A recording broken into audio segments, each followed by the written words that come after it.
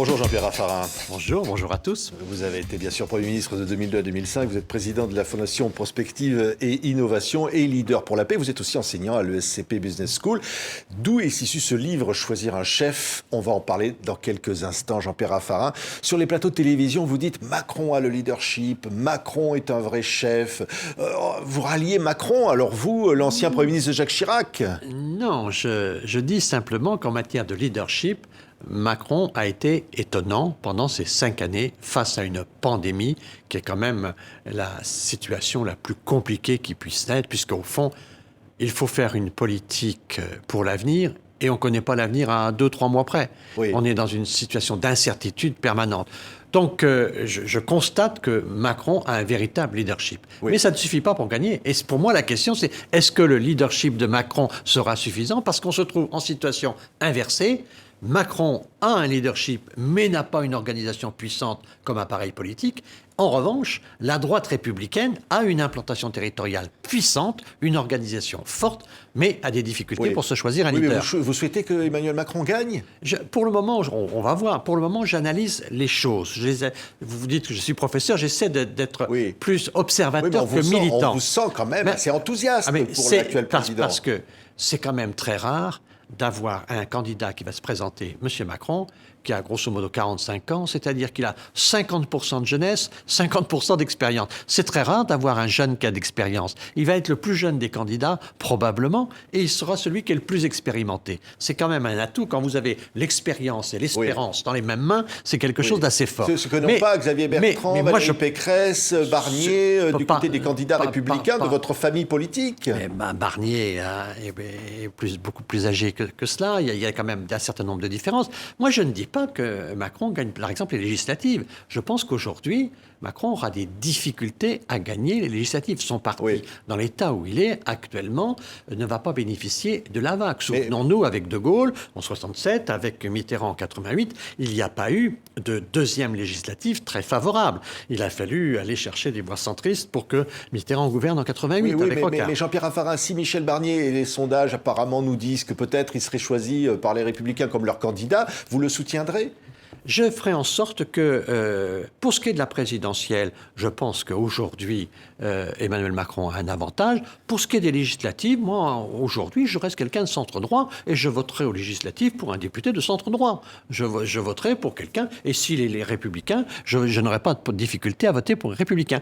Donc, ce que je veux dire, c'est que les choses sont très incertaines parce que pour gouverner ce pays, il faut gagner la présidentielle et gagner les législatives. D'où d'ailleurs l'intérêt d'Édouard Philippe dans le jeu, parce que si Édouard Philippe entre dans le jeu, c'est pour essayer de gagner les législatives. Et je crois qu'on a bien besoin de sa mobilisation dans le camp Macron pour organiser la majorité présidentielle et lui donner une consistance pour les élections du mois de juin. Mais la famille républicaine a bien du mal face, par exemple, à Éric Zemmour, donné à 16 ou 17% dans certains sondages, qui prône un arrêt de l'immigration, comme par exemple le fait Michel Barnier. Il est clair que les Républicains ont choisi un calendrier beaucoup trop tardif. Et donc aujourd'hui, ils sont dans leur bataille interne alors qu'ils devraient s'occuper de Zemmour, qu'ils devraient s'occuper des autres candidats. Et donc là, pour le moment, le projet républicain est un peu en suspens. Et donc il est aujourd'hui dans une situation, le parti, où la lutte interne devient dominante. Ce qui, pour moi, a toujours été la faiblesse des primaires, voire d'un congrès comme celui-ci. Parce que, naturellement, ça donne le sentiment qu'on ne s'intéresse qu'aux partis. Mais le général de Gaulle le disait lui-même, ce n'est pas avec les partis qu'on gouverne la France. Et donc, la légitimité d'un parti, ça ne suffit pas pour avoir la légitimité pour les Français. Mais ça veut dire un champ libre pour Zemmour, vous le dites. Et peut-être, vous dites, non, bon, il ne pourra pas tenir le champ sur la campagne électorale.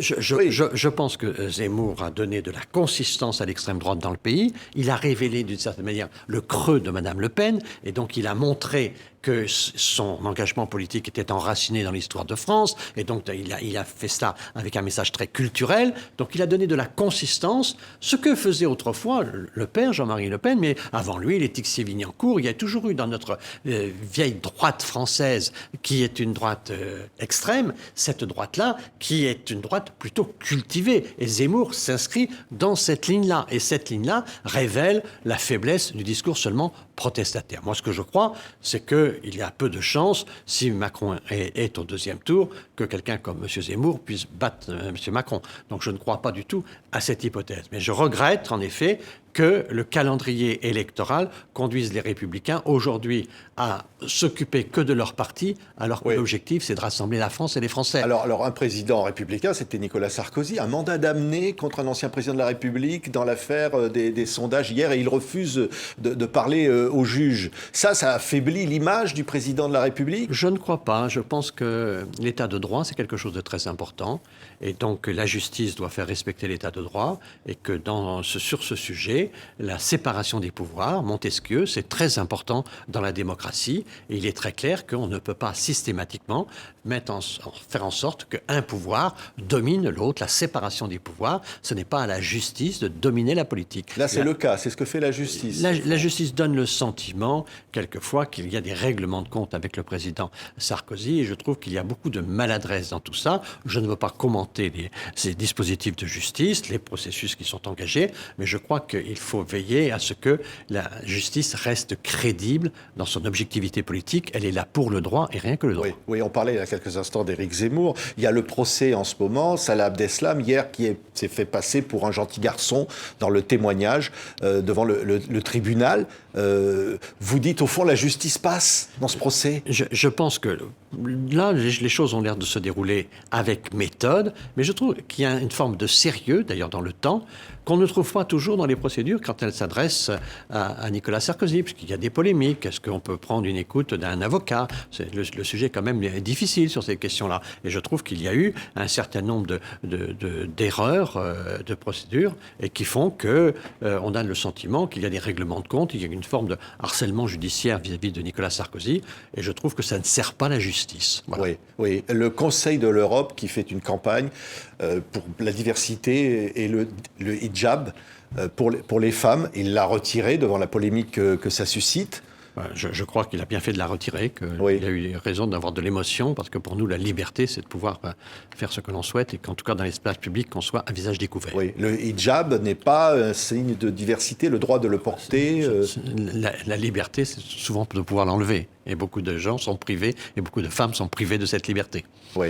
La COP26, un mot, Jean-Pierre Raffarin, vous dites une forme de planétisation qui remplace le concept de mondialisation. Ce qui est en train de se passer en ce moment sur le climat. Je trouve que c'est la bonne nouvelle quand même dans cette période. On est quand même dans une période extrêmement dangereuse. Il y a du terrorisme, il y a les grandes puissances, il y a la tension entre la Chine et les États-Unis. Il y a quand même beaucoup de choses qui vont très très mal. Il y a un point positif, c'est que la planète est devenue un objet politique.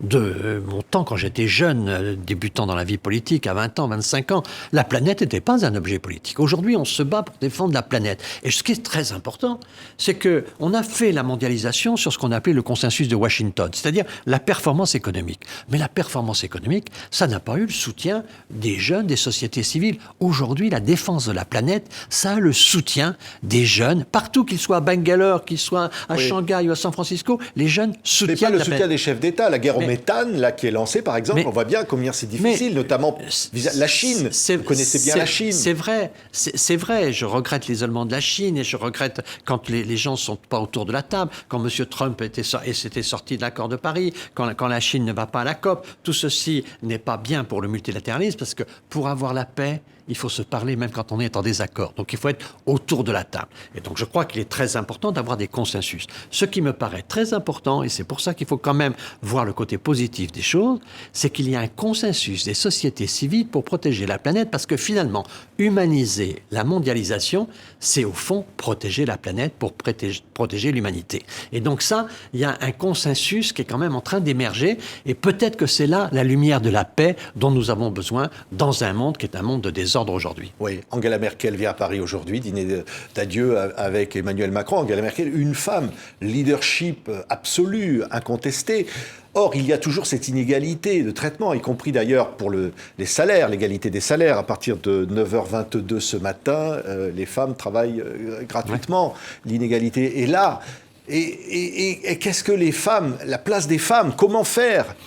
Alors, Jean-Pierre Raffarin? Moi, il y a plusieurs choses. D'abord, dans mon livre, je m'inspire beaucoup de ce qui se passe dans les entreprises et de la comparaison entre politique et entreprise, puisque j'ai fait une carrière alternée en politique de temps en temps, et quand la politique n'était pas favorable, j'étais obligé de travailler, parce que je ne suis pas fonctionnaire, donc je travaillais dans une entreprise. Et donc, je rapproche les deux choses, et j'ai observé que le leadership féminin avait un certain nombre de qualités importantes. Et personnellement, je trouve qu'une femme ne dirige pas toujours comme un homme. Il y a certes des femmes qui peuvent diriger comme un homme. Angela Merkel n'aurait pas dirigé comme un homme. Je pense que ni Mme Merkel, ni Mme Lagarde ne dirigent tout à fait comme un homme. Elles sont plus proches des réalités, elles recherchent le pragmatisme, elles sont souvent moins idéologiques, et donc il y a un certain nombre de caractères. Personnellement, moi, j'ajouterais au concept de parité le concept d'alternance.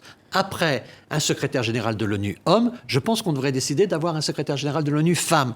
Mettre en une alternance à l'ONU. Donner l'exemple d'en haut, quoi. Donner l'exemple d'en haut, et surtout permettre aux systèmes qui ne sont pas les mêmes de s'ouvrir et d'avoir des visions qui sont un peu différentes et un peu plus de diversité dans le management. Ce que font des entreprises aujourd'hui et qui en tirent profit parce que l'énergie féminine est très utile. Donc, mais l'inégalité de salaire continue dans les entreprises. Mais ça, naturellement, il faut lutter contre cela. Mais d'ailleurs, cela existe dans beaucoup d'entreprises, mais là où les entreprises sont dirigées par des femmes, les inégalités sont en général moins importantes. Donc je crois qu'il y a un mouvement aujourd'hui, et ce mouvement est essentiel, et il est essentiel aussi en politique. Et c'est pour ça que, notamment, vous savez, je travaille beaucoup sur les questions de paix, sur les questions de médiation, et je vois très souvent le rôle des femmes très important dans les négociations. Et plus il y a de femmes autour de la table, et plus la négociation peut être positive. Oui. Ce livre, c'est Choisir un chef, secret du leadership à travers l'histoire, Jean-Pierre Raffarin, donc le cours à l'ESCP Business School que vous donnez dans le monde entier. Des chapitres du livre, c'est qui va gagner.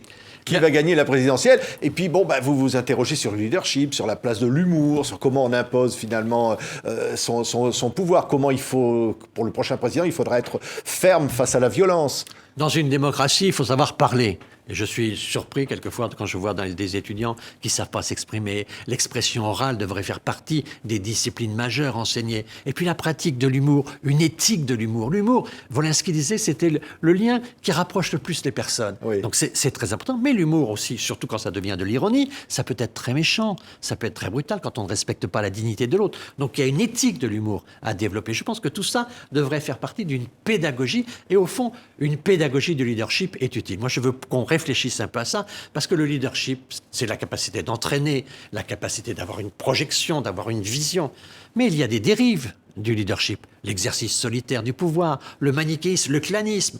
Il y a les bons, il y a les mauvais. Ceux qui sont avec moi sont bons, les autres sont mauvais. L'isolement des présidents. Absolument. Qui s'enferment à l'Élysée. Voilà. Donc, il y a beaucoup de choses qui sont... Je vois aujourd'hui la surexposition, et notamment dans la démocratie, ce qui veut dire l'usure, le dégagisme, parce qu'il y a un moment où les gens ont manqué de sobriété. Et donc, je crois qu'il y a un leadership vertueux, et il y a un leadership qu'il faut essayer de corriger, qui est le leadership d'un certain nombre de dérives. Et dans mon livre, j'étudie un peu ces dérives de manière à essayer de tirer le leadership vers le haut. Il nous faut...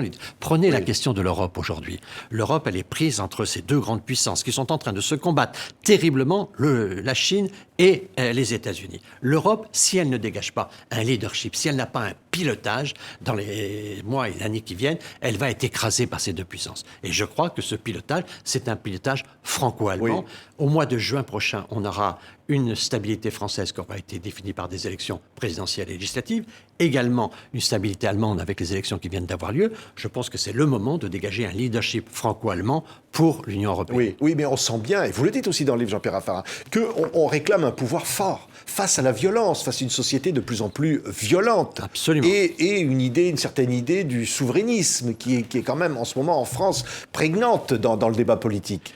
C'est vrai, mais face à la Chine, face aux États-Unis, on a besoin d'un rapport de force international. Ça, il faut bien comprendre ça. Voyez quand même ce qui s'est passé avec les sous-marins australiens, où les Américains nous ont tirés dans le dos. Oui. Ce qui se passe avec par exemple, le Premier ministre australien révèle un SMS du président Macron. Ce qui est vraiment très inélégant, voire vulgaire. Ça révèle quelque chose. Absolument. Donc ça révèle une forme de désordre de notre multilatéralisme et des relations internationales. Et donc je vois bien que dans ce contexte-là, nous avons besoin d'un rapport de force. Mais la France et l'Allemagne, quand elles parlent ensemble, elles partent avec puissance. Je me souviens quand le président Macron avait reçu Xi Jinping, il avait reçu Xi Jinping à l'Élysée dans une rencontre sino-française et il était autour de sa table, mais il avait Merkel à côté de lui et il avait Juncker à l'époque, ce qui donnait le sentiment que la France doit compter dans son rapport de force avec l'Allemagne. Et donc ça, je pense que si l'Europe ne se donne pas dans les mois qui viennent un leadership, elle risque de sortir de l'histoire. On a fait histoire dans le passé. Aujourd'hui, la Chine, les États-Unis peuvent très bien se passer de nous. Oui. Et nous ne sommes pas au premier rang de leurs préoccupations. Et donc, c'est à nous de constituer une force qui fasse qu'ils soient obligés de tenir compte de nous. Oui, je reprends le titre du dernier chapitre, c'est la dernière question, Jean-Pierre Raffarin. Qui va gagner? Enfin, au moins le profil de celui ou celle qui sera président ou présidente de la République.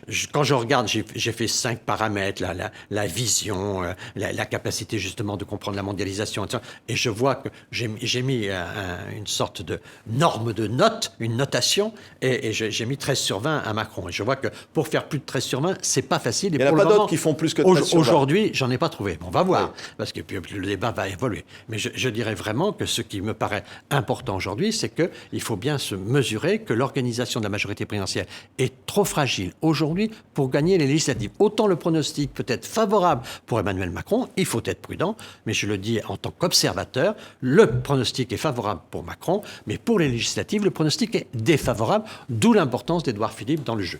Merci beaucoup Jean-Pierre Raffarin. Choisir un chef est publié chez Michel Lafon, c'est votre nouveau livre. Merci beaucoup d'avoir été notre invité. Merci à vous.